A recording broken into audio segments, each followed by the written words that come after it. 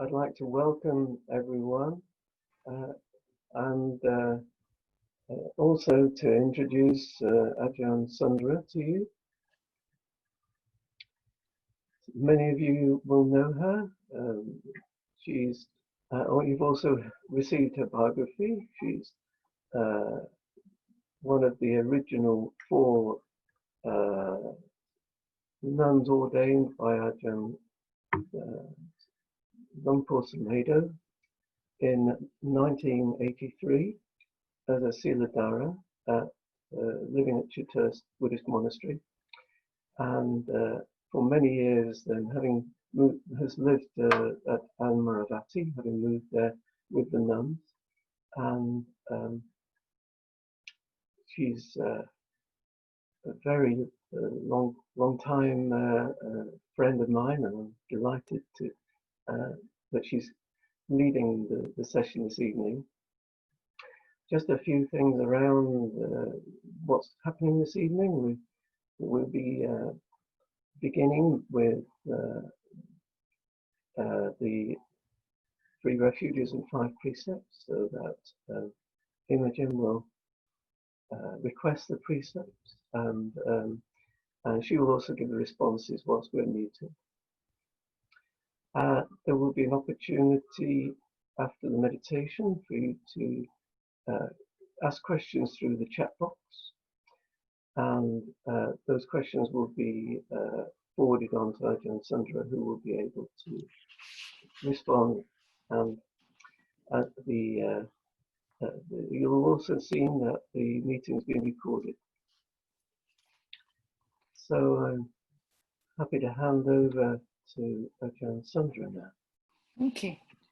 Do you want to give them the page they have to open to, or are we going to have the precepts on the screen for people to see? Yeah, that's good. Mayam ayeti saranena saha pancha silani yachama dutiyampi mayam ayeti saranena saha pancha silani yachama tatiyampi mayam ayeti saranena saha pancha silani yachama. Namo tassa bhagavato arahato samma sambuddhassa. Namo tassa bhagavato arahato samma sambuddhassa. Namo tassa bhagavato arahato samma sambuddhassa. You repeat 3 times. Namo tassa bhagavato arahato samma sambuddhassa. Namo tassa bhagavato arahato samma sambuddhassa. Namo tassa bhagavato arahato samma sambuddhassa. Buddham saranam gacchami. Buddham saranam gacchami. Dhammam saranam gacchami. Dhammam saranam gacchami. Sangham saranam gacchami. Sangham saranam gacchami. Dutiyampi buddham saranam gacchami. Dutiyampi buddham saranam gacchami. Dutiyampi dhammam saranam gacchami. Dutiyampi dhammam saranam gacchami. Dutiyampi sangham saranam gacchami. Dutiyampi sangham saranam gacchami. Tatiyampi buddham saranam gacchami. Tatiyampi buddham saranam gacchami. Tatiyampi dhammam saranam gacchami. Tatiyampi dhammam saranam gacchami. Tatiyampi sangham saranam gacchami. Tatyampi Sangham Saranam Gacchami. So we continue by saying Tisarana Gamanani Te Tang. Ama Ai. Okay, now we'll come to the precepts. Panatipata Veratmani Sikapadam Samadhiyami. Panatipata Varamani Sikapadam Samadhiyami. I undertake the precept to refrain from taking, I undertake the precept to refrain from taking the life of any living beings. I undertake the precept to refrain from taking the life of any living beings. Adina Dana Veratmani Sikapadam Samadhiyami. Adina Dana Varamani Sikapadam Samadhiyami. I undertake the precept to refrain from taking that which is not given. I undertake the precept to refrain from taking that which is not given. Kame Sumichachara Veratmani Sikapadam Samadhiyami. Kamesu Michatara Varamani Sikapadam Samadhiyami. I undertake the precept to refrain from sexual misconduct. I undertake the precept to refrain from sexual misconduct. Musawada Veratmani Sikapadam Samadhiyami. Musawata Varamani Sikapadam Samadhiyami. I undertake the precept to refrain from lying. I undertake the precept to refrain from lying. Surame Raya Matja Pamaratana Veratmani Sikapadam Samadhiyami. Surameraya Macha Pamadatana Varamani Sikapadam Samadhiyami.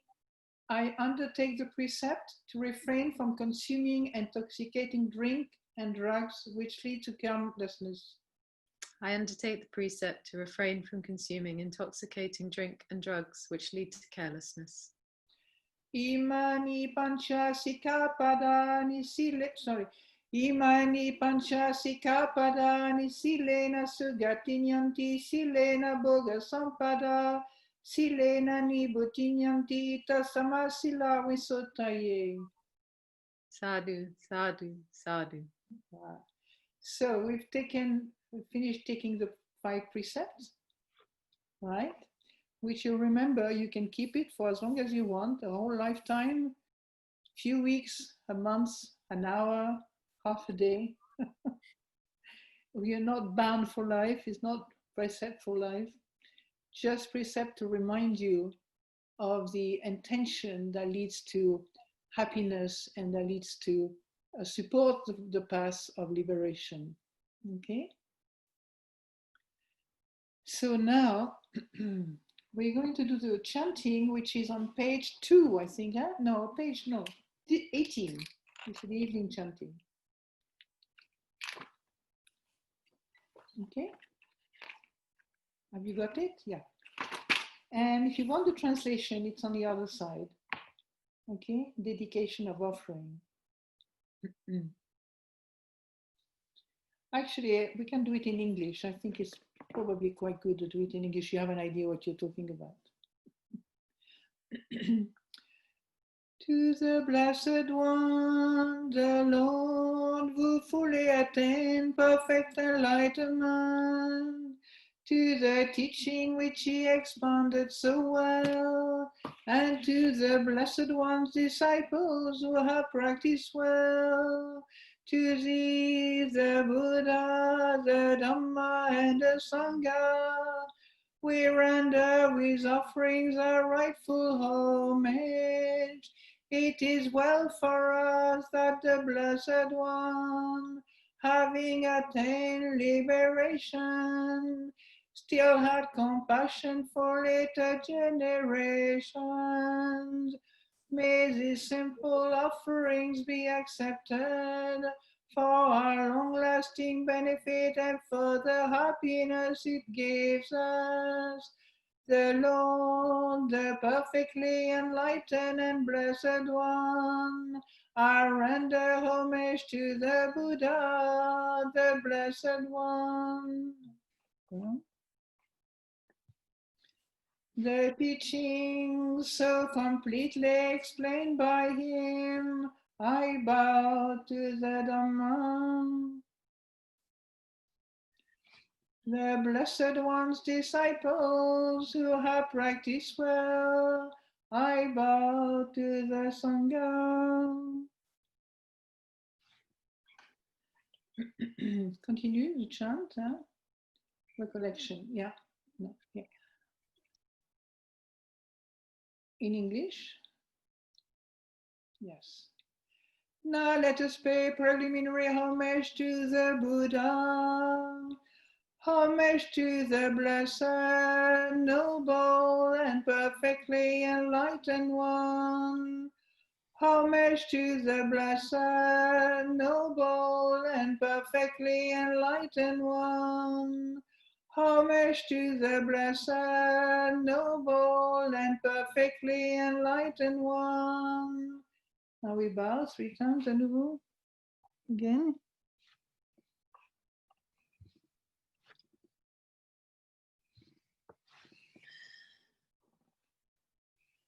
Okay, and now we will continue with the time for meditation, formal practice.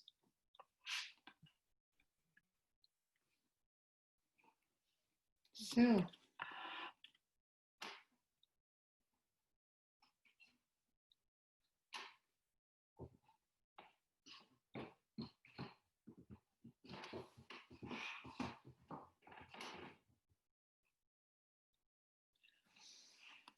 okay. So sit comfortably. I guess by now, being in your home, you're probably sitting on an armchair for most of you, on a chair, but just sit comfortably with your spine upright. Comfortable, not tense, but the spine elongated, usually held by the abdomen, the muscle in the abdomen, as well as the muscle in the lower back.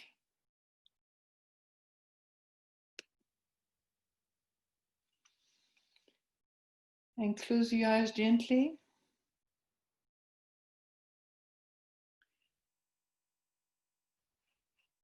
And just for a while, you just notice any, the situation that you are experiencing right now. First of all, maybe the sitting position that your body has adopted. So we are in sitting posture.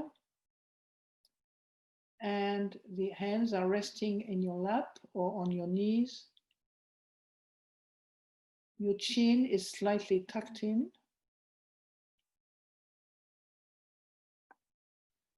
And I'd like to remind you the approach to the practice is one of loving kindness, gentleness,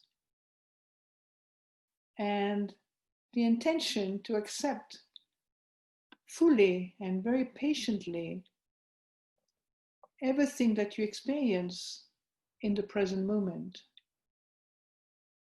So this quality of loving kindness and compassion, together with patience, are really 2 aspects of the mind that we need to develop during the practice of meditation. Of course, mindfulness is the essential ingredient, being able to have enough energy to be awake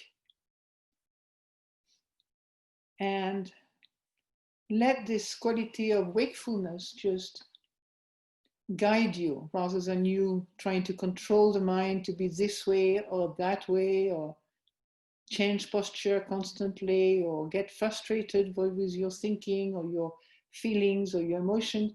Just start with taking refuge, settling yourself in the practice of just observing and listening inwardly, if you want another way of looking at it.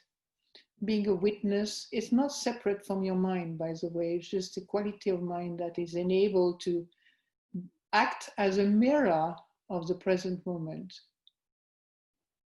It's a mirror that also reflect back what's happening in your mind, in your body. And right now, you just focus on just the posture from the top of your head down to your toes. You just sweep gently your body with a quality of awareness, mindfulness.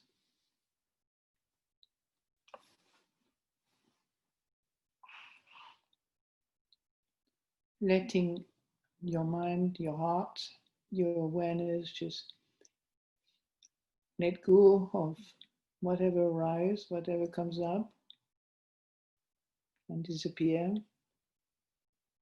The bodily sensation, you notice the body. As you sweep the body, you notice maybe some pain, some happy part of your body. Some are peaceful, others are very agitated or stressed, tense, uptight, while other parts of the body may be relaxed and happy and calm. So you just take a look at all these things patiently and kindly with a broad mind. Don't make your mind too focused. I mean, you could focus on an object of meditation for those who feel comfortable. An object of meditation, focus on one thing can enable, for some people, works to enable the mind to calm down, to slow down, and to simplify one's experience of the moment. Just with one object. It can be the breath, the natural breath, in and out. It can be simply the body sitting. Or you can even have a little words. You breathe in Bud and you breathe out Do, which means awake, by the way. Buddha means awake. So this is a word that's used very much in Thailand. Buddha. And you breathe in Bud and you breathe out Do. So you can just stabilize your mind by using this meditation object for a few minutes, for a little while, until you feel really settled in the present moment, established in right view. Right now, you can see what's going on. But your meditation object at this moment is keeping you quite tied up with the here and now. Whether it's a breath, which happens here and now, whether it's a little word, little short words, which is also here and now, and also the posture, which is also in the present moment. So this is a way of helping oneself to stay in the present rather than to travel in all directions and turn the mind into a monk, increase the mind in its monkey's mind's nature.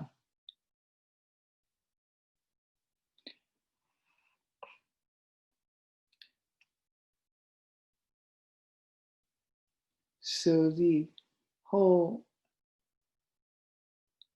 reason for bringing the mind in a state of calm and peace and quiet is to help to simplify your life right now, outwardly, but then you might discover that your life does continue to be maybe agitated, confused, restless, and so on. Or maybe you discover your mind is happy and at peace.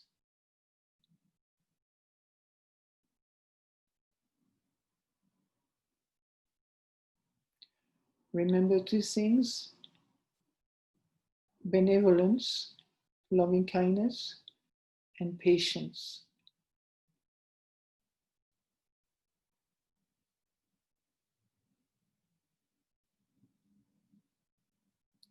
With whatever you are witnessing. You find yourself judging, criticizing, remembering awful scenarios or wonderful situation and so on, you just continue to be patient, because that quality of patience enable you to not get too involved with reactivity.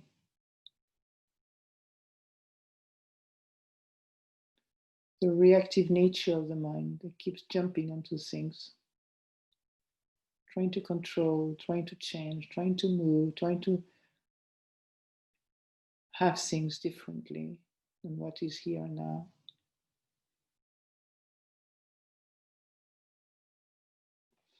Once you are well established in the moment, you can just let your mind open up. Instead of being with one object, you have the impression you can put the object in the background, and then you continue to just to be open to a larger screen of your mind. So you have what you call the 5 khandhas, the body, the feelings, the sensation, the thoughts, the consciousness.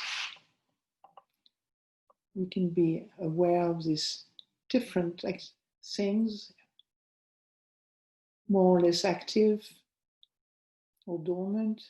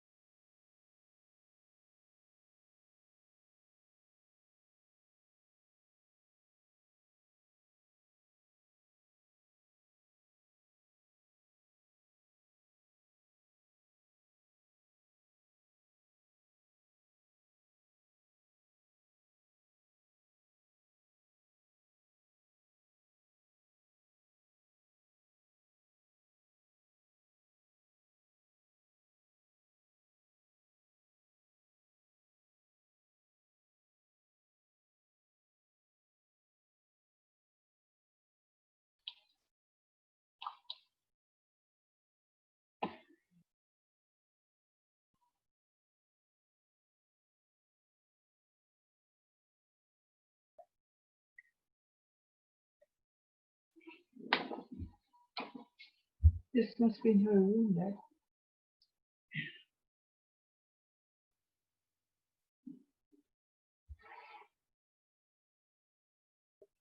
You can see who joining, I think. Not many. What else who's joining in?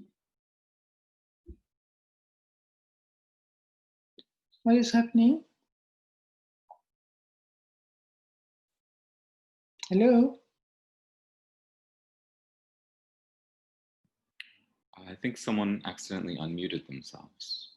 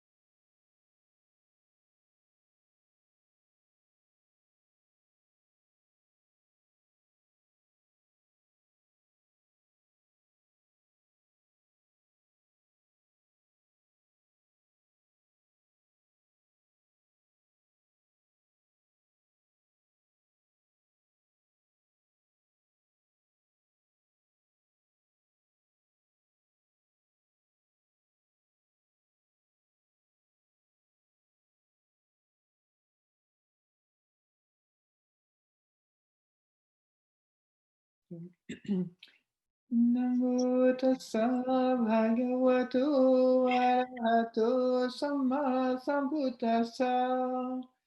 Namo tassa bhagavato arahato samma sambuddhassa.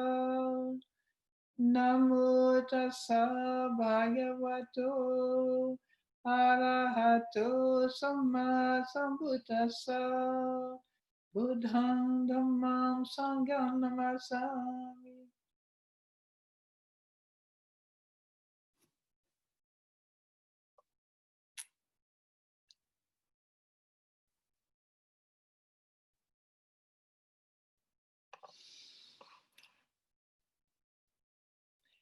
So I think during a period like the one we have been through for the last few months with this virus that has killed so many people, and the natural result of experiencing a lot of fear, a lot of anxiety, a lot of worry, etc.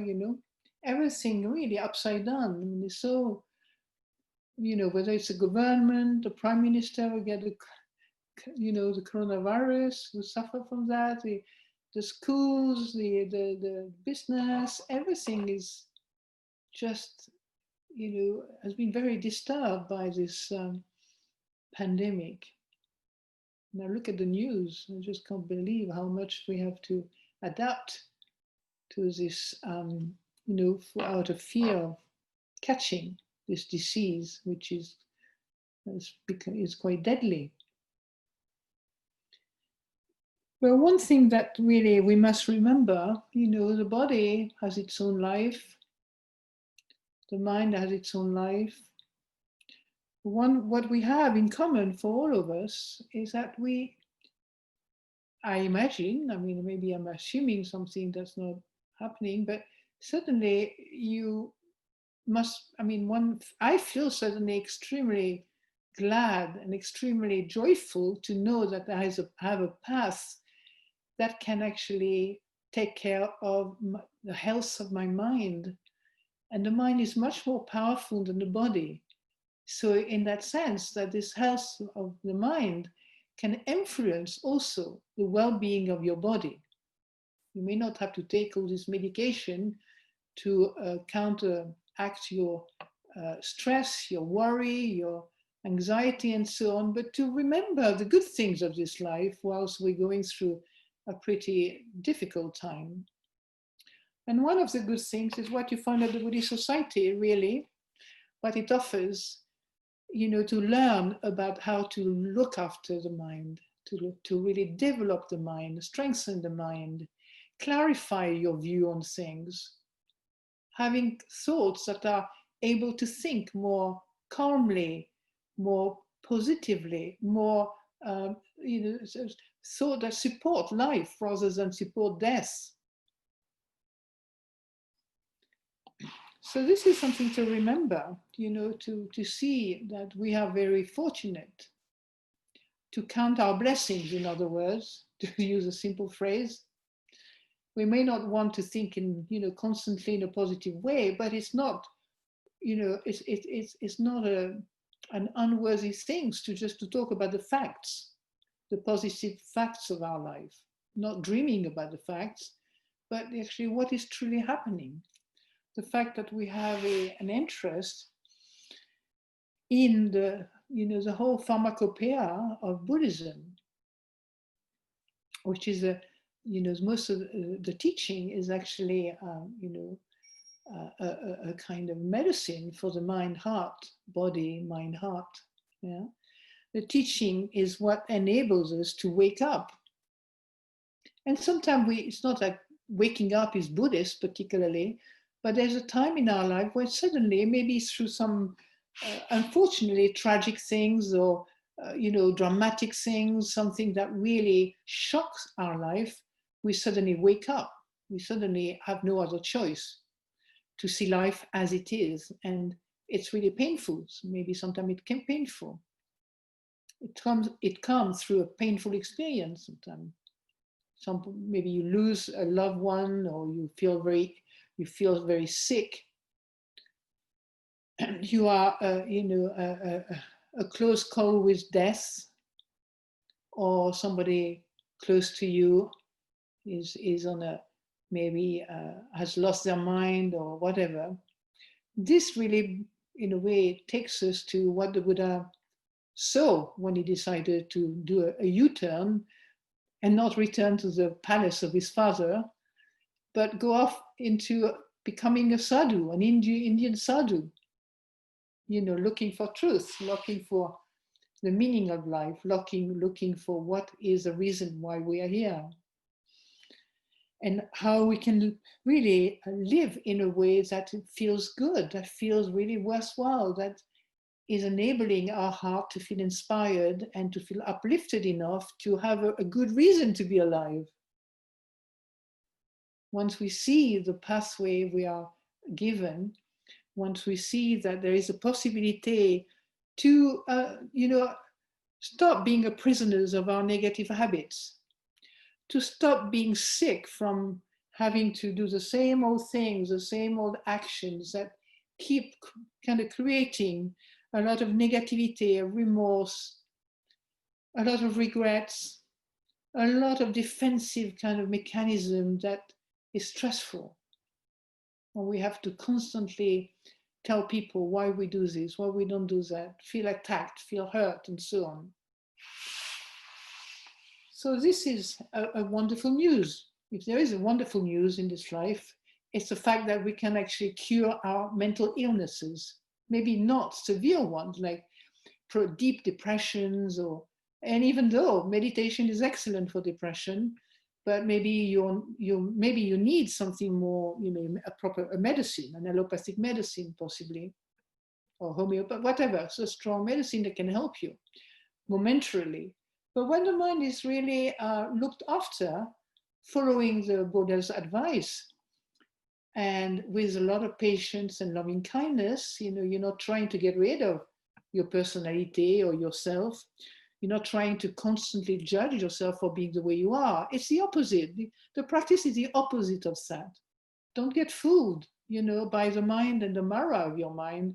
Mara is like that kind of little devilish force, powerful force that pursued the Buddha for 45 years, even though after the enlightenment, still telling him that maybe it was time for him to die because he's finished, Mara and a little army coming along, to say to the Buddha what to do. And this force is in us too. Stop eating too much sugar. And Mara comes, oh, well, you're going to be tired. You need a bit more cakes, I think. And then you feel a bit negative or sort of downtrodden or whatever, I think I'm, a little drink. It's not just a little drink, But then you find after a while, you have the same thought comes back at the same time every day. It's called addiction. Habits are very quick, Do it 3 times and then it becomes automatic sometimes. So I give you the good news, because habits can be also controlled in the sense of trained. Do you know what I mean? You can train your habit. If you do a good habit, if you develop a good habit, for a week, you might be more confident that actually it's something you can do. The good habits of stopping to gossip about your neighbors or your friend or your mother or father, or to be negative about them and judgmental and critical, husband or wife and so on. You stop doing that as a particular practice. You decide, your intention for this week, you're not going to speak about these things. You'll be so happy. By the end of it, you have cleaned up all your misery, at least partially, and you feel, why did I do this for 30 years? Maybe I can just start living without all the gossiping mind. So this is one of the great blessings of the Buddha's teaching. You can have fun. The Buddha doesn't ask us to get rid of ourselves. He doesn't ask us to do, intense ascetic practices. He wasn't against ascetic practices. He's never been like for or against something strongly. The Buddha had this very, powerful intelligence, wisdom to know both sides of reality. And he knew that the mind is constantly, kind of travel from one side to the other without much control over it. We're very happy one day, the next day we feel down negative. When it's sunny, we are joyful. When it's raining, so, oh God, here's the winter again. And then blah, blah, blah, blah, blah, blah, blah in the mind. By the time you've done blah, blah, blah, blah for an hour, you're really in the winter of your mind. The sunshine might have reappeared, but you're sunk into the winter of your mental kind of theater, inner theater. You've got a character that's really depressed and down, and it's going to be there forever. Oh God, I don't think I can cope. I need to go to the Canary Islands, but now the planes are not working, so you can afford it, of course, So it's better to kind of produce in the mind the dream of the Canary Islands, something sunshine. Bring the sunshine in your heart. And I'm not saying it's easy. Of course not. But the part of our practice is to remember, to cultivate mindfulness, which is the view that brings you straight away into the present moment. It's interesting. It's a bit of a trick. It's a word. It's like in French, they translated, they translated mindfulness literally. And they call it la pleine conscience, full consciousness. It's a very pretty word, a very pretty expression in French. It's almost a bit poetical, that makes you lose connection with the dukkha of life, la pleine conscience, which means your mind is not completely crowded like the picture I saw of Bournemouth beaches over the weekend. I don't know if you saw it on the news. Packed with, it seemed like with thousands of people on the beach, all stuck together like a pack of animals, So sometimes we pack our mind just in the same way. So pleine conscience, suddenly you can actually start dropping all these things. It's called letting go, by the way, in case you've heard the word before. When we are mindful, you see, the mind is wide enough, it can begin to have enough space for things just to be seen as they are. Your attachment is a suffering. When you suffer, means you attach, identify, you have become, and then you suffer, because whatever we attach, if we take it away, it's going to be painful. If we attach to something which is unpleasant, that's going to be really painful. Pleasant, then we're going to be really miserable when somebody also wants to take it away from us. So it's not a win-win situation in the world of attachment. That's what the Buddha made it an important point. But your attachment, you see, everything is recyclable in Buddhism. I've always been amazed, by this teaching that uses everything, the good, the bad, the middle, whatever it is, can open the door to liberation. Do you understand? That's wonderful, isn't it? As soon as you're mindful, you stop being a prisoner. As soon as you're awake, you can see things as they are in the present moment. It's called Dhamma. We call them Dhamma, object. The object of the mind are called Dhammas. And you can see their nature. The Buddha said the nature of all phenomena is impermanence, unsatisfactoriness, and not self. They all come together, really. The most important one for me, I find on the practical level, is to know impermanence. Because when you know impermanence, you know that when you want to hold on to something, you can't, maybe. That shows you it's not yours. Okay? If you want to control something and you can't control it, that's not mine. Because if it was really mine, I'll do what I want with it. Don't I? Wouldn't I? Yeah? Yes, no? Are you with me? Are you following me? That's what they say. With the French, you can talk to them just like that. I don't know with the British. How does that sound? To have discussion in the middle of a talk as well. Anyway, so it is really relevant for this time to cherish this path, to really, focus your attention on the care and the kind of medicine that support your mental health, which is also the emotions, that dealing with emotions, dealing with feelings of all kind, dealing with pain, physical and mental pain, dealing with your bad memory, with your good memories, dealing with aging, dealing with, all these things. You have time, some of you may have time and the space at home to contemplate these things with the help of mindfulness, because this help of mindfulness brings a kind of a space that leads to contemplation. You contemplate life rather than react and be frightened of life. And when you contemplate life, there's a lot of peace. You don't have to contemplate by thinking further about things, especially if your thoughts are confused about it. But contemplating, you can do that through meditation. You realize what is arising in your mind, maybe a lot of fear, maybe a lot of anxiety, maybe a lot of confusion. And then the one who sees these things, the part of you that is aware of these things, doesn't have to run away from it. You just, Ajahn Chah calls it reading the heart, reading the book, the inner book, the book of your heart. These are expressions of wisdom.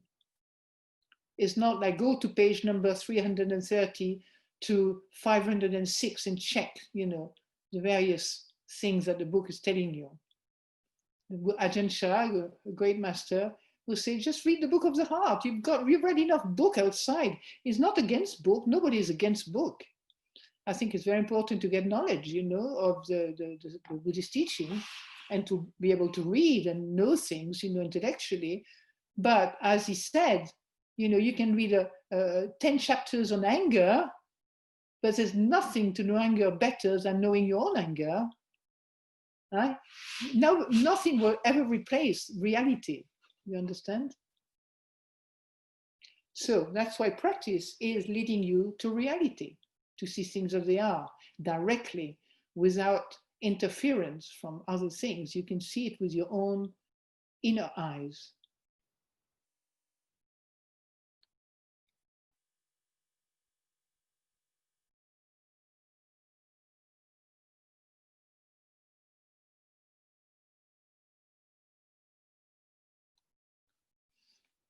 I think at this time, the most important part of the teaching is to really develop, in whichever way you can, a kind heart, particularly towards yourself.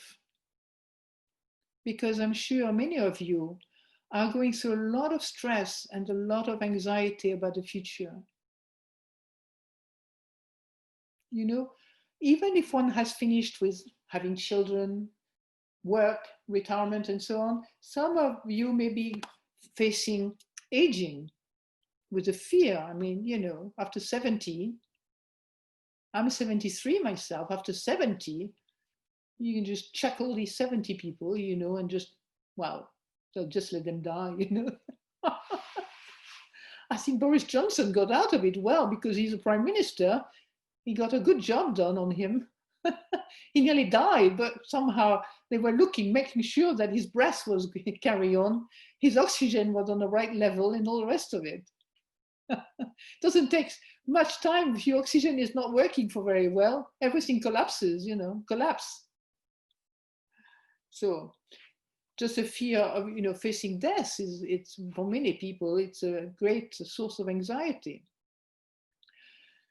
But interestingly enough, when you practice, when you meditate, when you are, at peace with what life is about within yourself, you find there is a refuge of the immense peace in oneself, immense peace. It comes from training the mind to really develop a strength that grows with the practice, a strength of awareness, a strength of mindfulness, a strength of confidence that whatever happens is okay. The body can die, the mind, we don't know what's happening. You know, we don't know. I mean, we talk about being reborn and so on. But I think what is okay is that you feel you are happy with what you've done with your life. That's what is okay. You turn around and something in you is just at peace because you lived well. You understand? Even if you didn't become a millionaire or a superstar, what a horror, a superstar, right? Being gossiped all over the world through all the different kind of social media. What a terrible thing to become. But, you know, if you really, right now, if you just sincerely put your heart into the practice, you know, gently, not sort of, the practice itself, you could say, you know, like somebody said, all you have to do is to be mindful, which is not completely true because there's a lot of work to do also, you know. But it's a different kind of work than achieving to be successful. It's not the work of becoming a superstar, or it's not the work of, you know, trying to be the biggest, etc., etc. It's just to make peace with life each moment. Isn't it a wonderful job? Not even a job. It's just reality. But the mind is always complaining about this. So the reality of your mind is a great world of complaints, isn't it? Never good enough is never. The food is not good enough. The weather is not good enough. My body is not good enough. My cat has problems. My husband, we won't talk about that. My wife, oh no, let's not go into this. So there's always something to kind of fill up the mind. That's what it does. It just fills up your mind. It's difficult to live with a mind that is mindful and that lets go. You let all your stuff, you know, the M25 of your consciousness carry on without having to get into a car and start getting stressed with all the thousands of cars going behind you or in front of you. Imagine your world being like the M25. You can, you know, what would be wonderful to suddenly drive over all the cars or stop having any cars whatsoever. You just sit down on a piece of grass and just look at trees, you know. Instead of getting super stressed, you know, with all the terrible people that are everybody is super stressed in those kind of places, you know. One day when I was in Thailand, it was interesting. Not a few years ago, you know, we do chanting blessings, etc., etc. And because we are, you know, Western skeptics kind of thing, we never think of the effect of a good chant, a positive chanting on life, do we? No, we don't. So I tell you the sweet story. You know, we were going back to Bangkok, and there was huge amount of cars, you know, and so. You know, the nuns, sometimes we played around with this chanting. Let's do something is not working, let's chant, you know. And then we just chant and suddenly we can repair something, you know. But I think it's more like the mind has become more peaceful, more happy, more clear. You understand? Suddenly things you couldn't see before, you suddenly see them. And what we did on the motorway, we all chanted, you know, Thai friends with me and the driver. And so we chanted, you know, Metta Sutta and so on. And to our surprise, lo and behold, I said, let's add all the drivers around us. You know, I think they need also to be distressed, you know, so send metta to everybody around us, you know. And you know what? the car started it's really kind of strange, you know, it's very strange. The space started being much bigger in front of us and the car started moving faster. Now, don't go into magic. It's not a magic. I don't know what it is, but it's just, we witnessed it, you know, and it was so sweet. I think these things happen when you don't expect anything. If you expect something, you're in trouble because your mind start getting negative and disappointed. So nothing good happened, you see? So do some chanting in your life, in your daily life, chant. Do some lovely chanting. Listen to the chanting and chant. Yeah? And let yourself relax. with a lovely teaching of the Buddha, which one will do at the end of the session. Instead of, oh, Buddhism, I wonder what that is. I'm not sure. The anicca dukkha anatta, what did the Buddha says? Emptiness. I don't know what emptiness is about, God. Oh God, I don't remember the 10 parameters. Maybe. So the mind is, constantly concocting stuff. Even to think, you need to have a peaceful mind, to think really rightly. If you worry in the thinking, that's not going to help you much. You just compound worry. So, as I said, in this period of time, do whatever you can just to help your mind to find some peace, to find some lightness. Think of the good things of your life. Okay, you don't have to be a happy clappy type, Everything is wonderful, blah, blah, blah. You go to your neighbor, everything is wonderful. And she said, you must be mad. My husband is dying. My dog is depressed. No, I'm not talking about that kind of positiveness. What I'm talking is that contemplating the blessings, of your life. The fact that you can listen to the Dhamma is an extraordinary thing in this life. The fact that you have teachers, friends, Kalyanamita, Buddhist Society. Some of you live maybe around the corner, not too far. Now it's great. We can do it from your armchairs at home. Isn't it great? So, I hope you can remember everything I said, all your little tools I gave you to laugh a little bit more. And learn to laugh. When I was in France, I taught people, this is something I do regularly actually nowadays. I said, okay, we're going to do a smiling meditation. So I said, okay, we're not going to spend an hour smiling, but at least nowadays, just like a physical exercise, a gymnastic of the face, smile, okay? Smile, it's like muscles, what is smiling? It's a bunch of muscles and nerves that are relaxed, instead of being like this. You relax your mind and you smile. So I'm going to ask you, close your eyes, okay? Close your eyes, smile for a while. I'll tell you what the French people told me after that, then you'll know. And you don't have to be, a big American smile, showing all your teeth.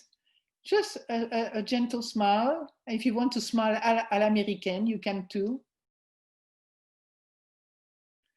And you feel the muscles around your mouth, how happy they are, if you don't think about it. Smile for a few minutes, just see what happens.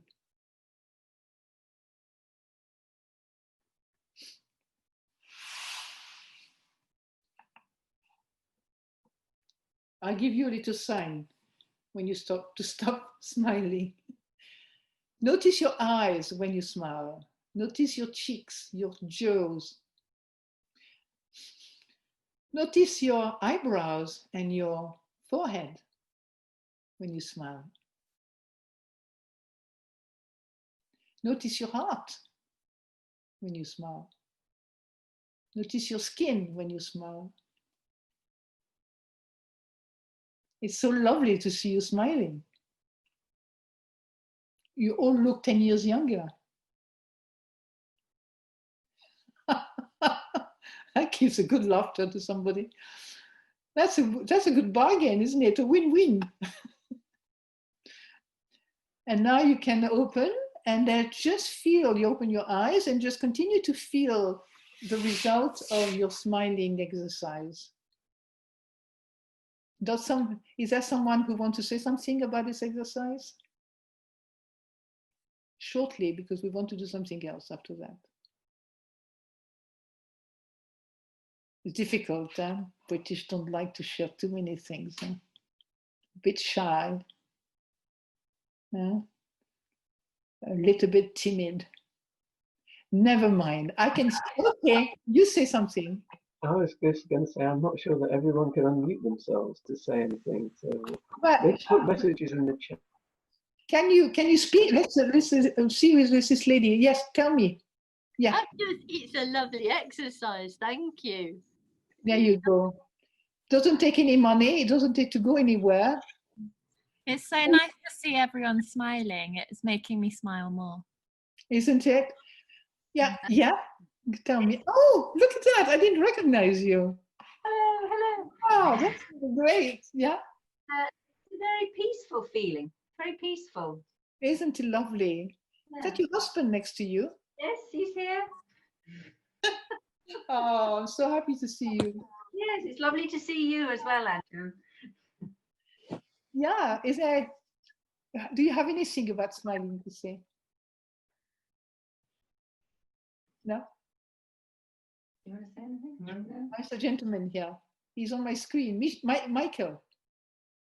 No? Bit shy. Huh? Okay. Let's go to the next page.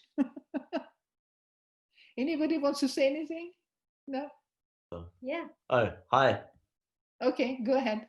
Yeah, that was nice. I started with a really big smile and then it got a little bit smaller, but it still felt good. I thought it'd be a nice thing to do in the morning. Exactly, exactly. And resist the resistance, will you? Yeah? Who wants to smile in the morning? It's really hard, isn't it? Yeah, exactly. But you can do it as an exercise, just a physical exercise. It's like yoga of smiling, we could call it. Mm. How about that? Anybody else want to say something about their smiling exercise? No? I can't stop smiling now. You can stop smiling. That's what one of the French girls said to me. She was ecstatic. She couldn't stop feeling joyful. She couldn't get rid of her smile anymore. Don't worry. It will relax at some point. Okay, well, it's 7:45 and we have 15 minutes maybe for some question and answer. And I will stop my reflection now on the subject I talked to you about. And now if you have any question, you can, it will be written on the screen and then I will read it to you. I will let you know what the question is about. It will be on my screen. So let me know when it's coming. Enfin, I will know when it's coming because it will be on my screen. Okay, so I have to do on chat. You can send your question. I have a little page on my screen where your question will be written.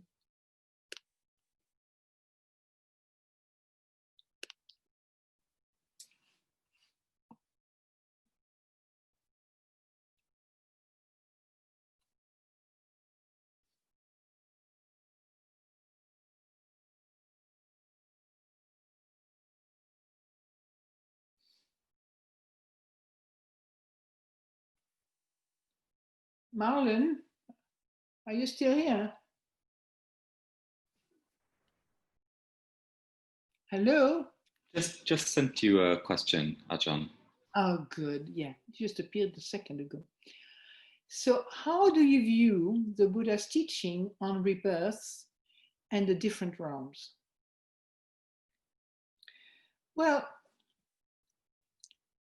you could imagine them, yeah, the divine world and rebirth. You could have a lot of theory and a lot of ideas about it, But I really found it really extremely satisfactory when I heard Ajahn Chah talking about rebirth and talking about the realm of existence, And Ajahn Sumedho also. He brings those things into a reality of our life. So let's say in terms of rebirth, we are rebirthing every moment, do you understand? My body doesn't get reborn when I die, but there's something in me, my mind keeps rebirthing. You do something, you're born into a feeling of love, then the next thing you have a story, you're born into a story that brings you frustration and irritation, then you're born into something else. Each moment can be a rebirth moment, or it can be, once you stop jumping like a monkey's mind, you can begin to feel the present moment, which is already beyond time, which is not into the realm of psychological time of past and future. You understand? So to me, rebirth, I feel very confident in that. But I also feel confident that the Buddha has given us a teaching so that, you know, it might not be my rebirth because it's never been mine anyway, but whatever is reborn is connected with something good. Do you understand? It's connected with the goodness of whatever, you know, what we call blessings, or, you know, or maybe a life, a good life, you know. Like the Dalai Lama talks about, he was talking, I was watching a video called The Great 14th, which is a beautiful video of his life. And he said, you know, he talked about his mother, and his mother, you know, he said, what a woman, so generous, so kind and warm, and all this. And he said, I'm sure she's reborn into a good place. She's gone to a good world. You know, you can't say much about rebirth. You know, you just, you know, you can read the book, The Teaching of the Buddha. He talks about rebirth, you know, and he talks about past life and future life. Yeah? I still remember the little sutta where an elderly couple went to see the Buddha, and they wanted to be reborn together again. And guess what the Buddha said to them? It's really interesting. He didn't say, oh, everything is empty, you know, anicca dukkha anatta, blah, blah. He said to them, well, you can, but you have to have impeccable sila, ethic. Interesting, yeah? So that's why the emphasis on ethic is so important in Buddhism, because that's part of, you could say, you know, inverted comma, a good rebirth. A good rebirth will mean a happy rebirth, a rebirth that is endowed with good qualities, with kindness, with generosity, with wisdom, etc., etc. Yeah? All the things, you'll be, you know, the Buddha talks about being reborn into a good family or good, you know, this kind of thing when he talks about the past, you know, past of his own life. And in terms of the second one was different realm of existence. Well, I tend to say when I'm happy, I'm in a divine realm. I don't have to be in a divine realm, but some teacher has taught me like this, you know. A happy mind is already in heaven. Okay, I like that because then I can relate to it in my daily life. What happened after death, I have no idea. Okay, is that enough? So, do you have any tips for insomnia? Well, I have to say I don't suffer much from insomnia. I tend to sleep well. But with insomnia, I think what will work for me would be to let the mind rest during the insomnia. You use meditation. You do a lying down meditation. You bring peace to your mind. The mind may not be sleeping, but the body is resting. Do you understand? And if you have insomnia, you can actually learn how to rest the mind. Like a meditative mind is a mind that's resting. And then your body is relaxing. And also check whether you have coffee or tea before you go to bed. Whether you're seeing movies or you're doing things that are too exciting to get to sleep easily, or wakes you up in the middle of the night. And that, you know, insomnia can become such a horrible habit after a while. That's the trouble. I had insomnia when I was young, before I became a nun. You know, I was very young. And I was very lucky. I was living in Cannes in France, and I was teaching contemporary dance at the time. And I had, in the compound where I was living, near the dance school, not far from the beach, I remember there was an acupuncturist, a Vietnamese acupuncturist, and he was one of these eccentric in France. You know, he worked until about 12 o'clock at night. So he would ask me to come at 11. I was living very near 11, and then he'd do some acupuncture. By the time I went to bed, I was completely asleep for the rest of the night. I was tired, one thing, and also I broke the habit of waking up at night and not being able to go to sleep immediately. So I don't know. He did what was necessary for me to rest, you know, with maybe his needle. He helps me. And it's you know, to live a more peaceful life is actually helpful for sleep, you know, to have metta in one's heart. I mean, you know, metta, practice metta, develop metta, because metta, when you develop metta in yourself, you sleep well, the Buddha says. You don't have any nightmare. You wake up well. So, a great enlightened being like the Buddha advice would say, develop a metta mind before you go to sleep.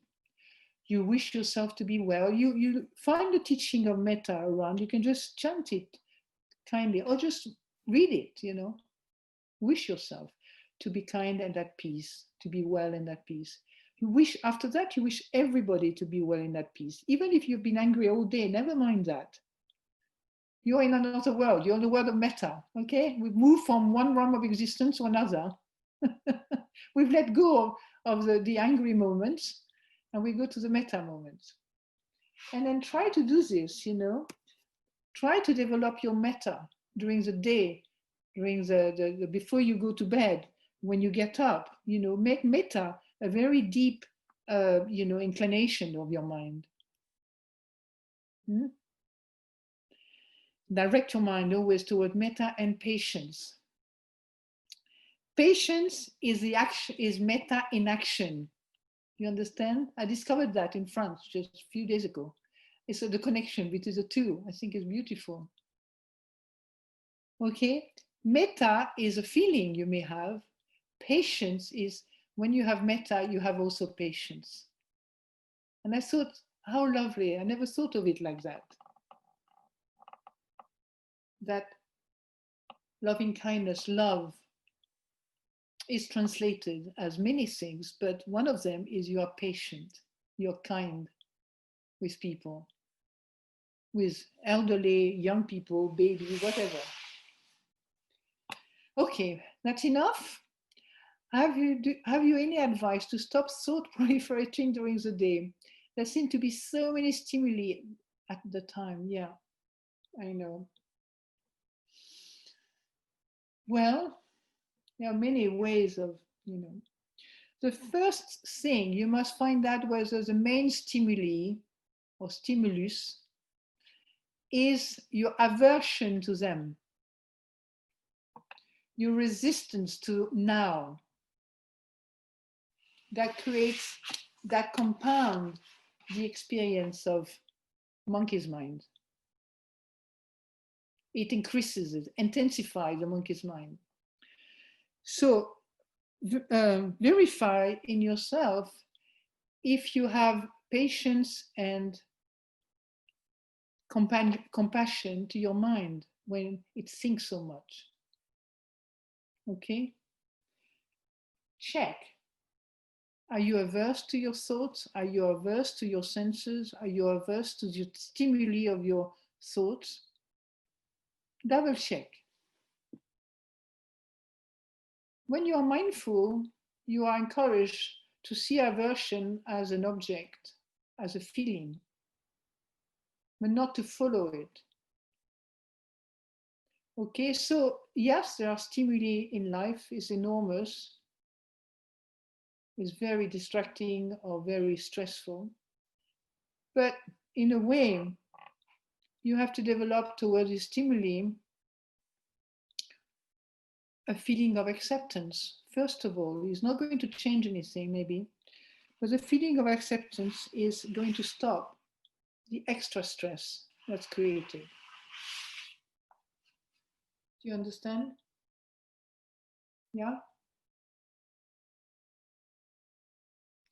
And if you have the space, you can go into a little room, quiet, sit quietly, and let your mind decant all these thoughts. Yeah? Let them just drop down the bottom, little by little, by stopping to entangle yourself with them, cling to them, wanting to get rid of them. All this is activity of the mind, you know, stress of the mind. Okay, that's enough. Next one. Good evening, Ajahn and all. I wondered how you deal with boredom in practice. It is something to be accepted and contemplated, or should energy and investigation be applied to counter it? Hasten to add, this is not a reflection on your talk. Well, I'm glad I never thought of it. It's good. I must have guessed naturally that I entertain you enough to not get too bored. Okay, well, it's a good question, isn't it? Many people suffer from that, boredom. I spent my first 3 years, I called myself an expert in boredom.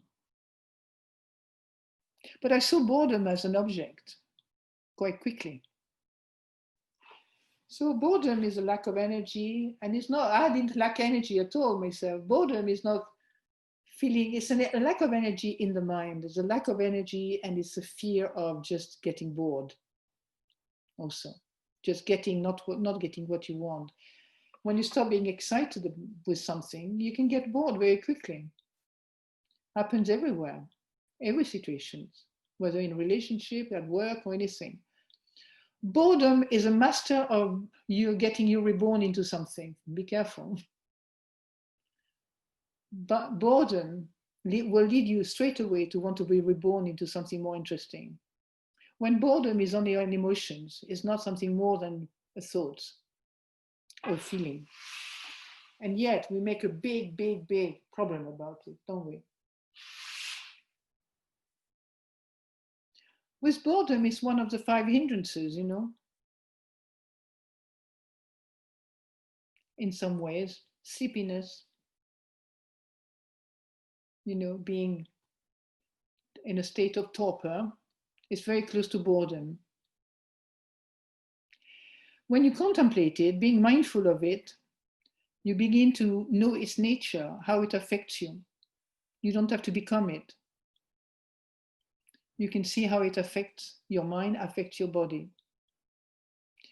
It's looking for something new, generally.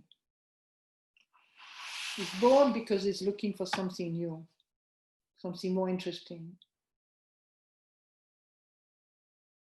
Yeah. So if you energize your body, of course, because you occupy your attention, your consciousness with an object, with something, boredom can disappear. When you are bored, just do something really active, do something that is shaking off boredom. You know, and that's one way of shaking off boredom. Look around what you need to do and get on and do it. You see, instead of being on your bed, said, "Oh my God, I'm so bored. I don't know what to do," etc. Boredom will blind you completely.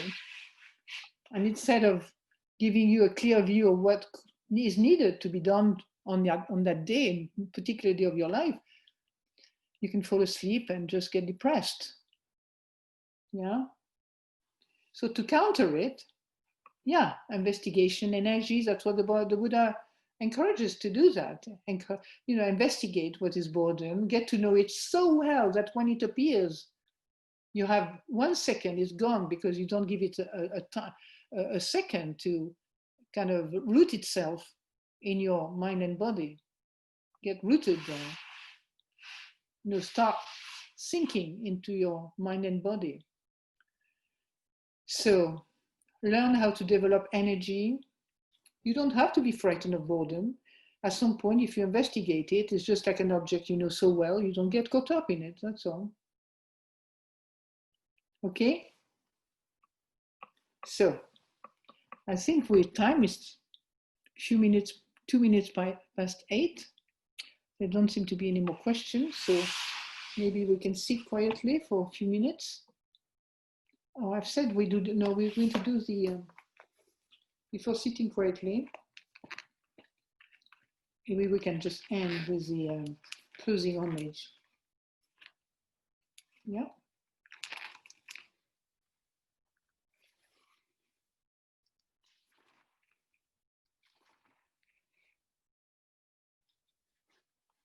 So the closing homage for the evening chanting is on page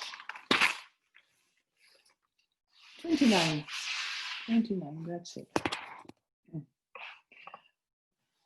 Okay, so the Lord corresponds to Ajahn Sumedho, you know, c'est pas somebody, it's a Buddha. For those who are not familiar with this word in the Buddhist teaching. So we'll do it then.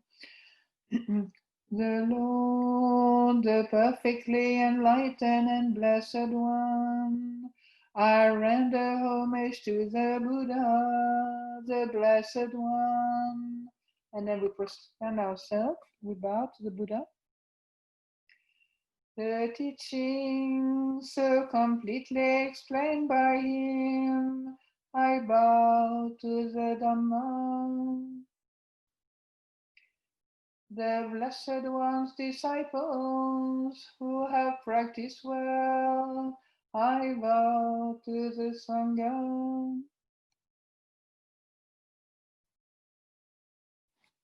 Okay, so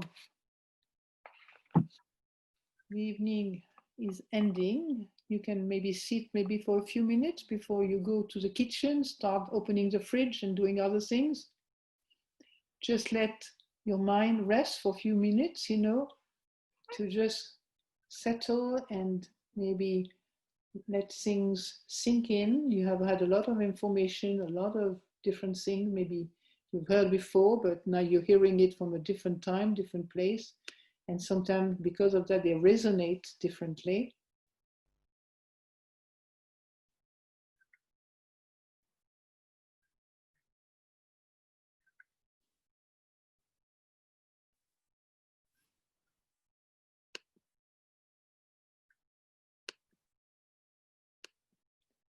So, I'd like to thank you, Ajahn, for your teaching. I wish you all well and a peaceful evening. Was it you, Martin, speaking? Yeah, I'd like to thank you very much for your teaching and your smile therapy. I think you'll benefit from.